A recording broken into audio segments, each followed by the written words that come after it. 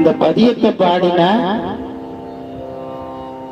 யாரையெல்லாம் பார்த்து பயப்படணும் அப்படின்னு ஒரு பட்டியல் கொடுக்கிறார். கடைசி காலத்துல யமன் வந்துட்டானா அவனை பத்தி கூட நான் பயப்படல. அப்ப எதுக்குதான் பயப்படுறார் அப்படின்னா, இந்த தில்லை சிற்றம்பல கூத்தனை வணங்காதவர்கள், அப்படி வணங்கணும்ன்ற அந்த அறிவு இல்லாதவர்களை கண்டாலே எனக்கு ரொம்ப பயமா இருக்குது சாமின்னு சாமி கிட்ட அந்த பயத்தை தெரியப்படுத்துறார் நம்முடைய மாணிக்க வாசகர். அவர் யாருக்காகவும் பயப்படல, நம்மள மாதிரி அவரை ஆக்கி அவரு போய் சாமி கிட்ட முறையிடுறார். அதான் இந்த மாணிக்க வாசகருடைய ஒரு நிலை.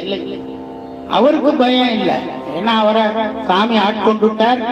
அவரு என்னைக்கு வேணாலும் சாமி கைலாயத்துக்கு அவரு அழைச்சிட்டு போயிடுவார்.